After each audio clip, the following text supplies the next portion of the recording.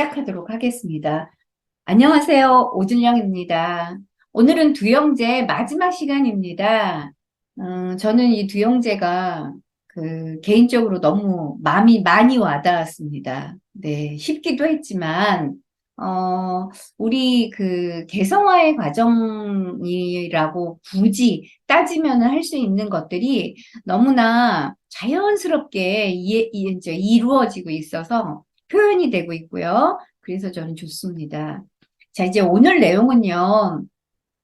선생님들 프린트물에 보시면은 전개 5부터 시작해요. 내용은 쭉 프린트물로 보시면 되고요. 저는 PPT는 이제 내용의 짧은 부분만을 이렇게 실어놨으니까 선생님들이 이제 저하고 같이 따라가시면 되겠습니다. 결혼은 어떤 사람과 어떤 사람의 결혼이에요? 공주와 장군의 결혼이에요. 그리고 여기서는 결혼식이 시작되려고 할 때 이렇게 얘기가 나와요. 그 이야기는 결혼식이 시작되었다라는 말은 하지 않는 거죠. 이것은 무언가 이 결혼식이 미루어지는 것을 보여주는데 이것은 사냥꾼과 그다음에 여관주인이 내기하는 것과 관련이 있음을 보여준다. 그러니까 이제 이렇게 배경으로 이렇게 깔고 있다. 이제 이렇게 볼 수 있어요. 그래서 사냥꾼이 여관주에게 말하죠. 절대 불가능하다. 이제 이 이야기. 우리가 이제 절대 불가능하다라는 이야기는, 한마디로 얘기하면 심리학적으로 보자면은 뭐예요? 그쵸? 현실적으로 일어날 수 없는 일이다. 이제 기적 같은 일이다. 그냥 사실은 기적 같은 일을 선생님들 살아오시면서 경험한 적이 있으신가요? 저 같은 경우에 기적 같은 일은, 어, 제 기억에는 뚜렷하게 크게 와닿는 건 없어요. 정말 기적처럼 일어날 수 있는 일이라는 거는 사실은 쉬운 일이 아니에요. 그러니까 이 심리적으로 보자면 의식의 의도라기보다는 무의식적인 어떤 의도가 깔려 있다 아니면 무의식적인 의도가 작용을 하게 되는 거다. 이제 이렇게 볼 수 있는 거죠. 또 다른 측면으로 보자면 정신의 작용이라는 것은 이런 기적 같은 일을 이루는데 이 기적 같은 일은 내면 인격과의 관계 맺음을 통해서 일어나는 일이다. 이제 이렇게 볼 수 있습니다. 자, 넘어가 보겠습니다. 자, 이제 이게 왜 여기 있죠? 네, 요걸 뺐습니다. 그 다음에 이제 사냥꾼이 이걸 내가 두 개를 했네요. 두 개를 해버렸습니다. 그 다음에 이제 발빠른 산토끼. 발빠른 산토끼야, 임금님이 드실 빵을 가져오렴, 이렇게 얘기를 해요. 그 내용, 다음 내용도 계속 나와요. 뭐, 여우야, 아니면 늑대야, 곰이야 하면서 늑대에게는 다른 것을, 포도주를, 여우에게는 뭐 포도주를, 늑대에게는 뭐 다른 것을, 그 다음에 곰에게는 사탕을, 그리고 마지막으로 이제 사자에게는 뭐 다른 것을 이렇게 계속 이렇게 다른 음식을 가져오게 하는 거죠. 이제 이걸 보여준데 그건 다 생략해 버렸어요. 똑같은 거기 때문에. 그러면은 자, 동물을 시켰을 때 이 동물들이 그것을 수행한다. 내가 원하는 것을 수행한다. 이 이야기는 동물이 어떤 측면이에요? 우리가 키우는 애완동물 보세요. 길들여지는 거.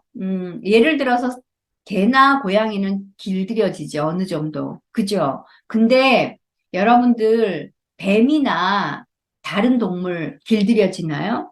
안 길들여지잖아요. 그만큼 본능적이고 원시적이고 또 자연에 가까운 동물일수록 사람과의 친화성이 멀어지는 거죠.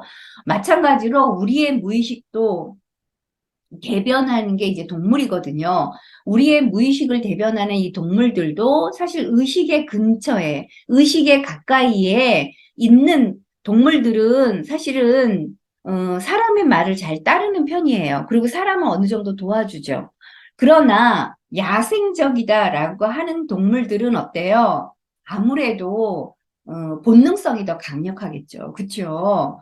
그러나 여기서의 동물은 그냥 뭐 다섯 가지의 동물들은 그냥 동물을 대표하는 거예요. 그러니까 뭐냐면은 자연에 가까운 동물이라는 거죠. 동물이라는 거는 우리가 볼 때에는 우리가 이제 우리 인간의 입장에서 볼 때 동물은 어때요? 지능이 떨어진다. 그리고 뭐예요? 하위의 존재다라고 생각을 한다는 거죠. 누구의 생각이? 인간의 생각이. 그러나 동물이요, 인간보다 더 상위의 측면을 갖고 있음을 잊어서는 안 돼요. 어떤 면이 그렇죠? 예, 본능적인 측면. 자, 우리는 이번에도 이제 그 물 피해를 많이 봤는데, 만약에 이런 재해가 일어날 때 동물들은 어때요? 해일이 오려고 한다든가, 그러면은 개미들이 막 떼를 지어서 뭐예요? 산으로 올라간다든가. 미리미리 감지하잖아요. 그 다음에 새들은 비가 막 오려고 할 때, 비구름이 막 몰려올 때 어때요? 새들이 막 높이 날던 새들이 낮게 날면서 자기 집을 찾아가든가 아니면 비 피할 곳을 찾아간다는 거예요. 그런 거 아시잖아요. 그렇죠? 이런 부분이 인간보다 더 상위의 측면을 갖고 있다.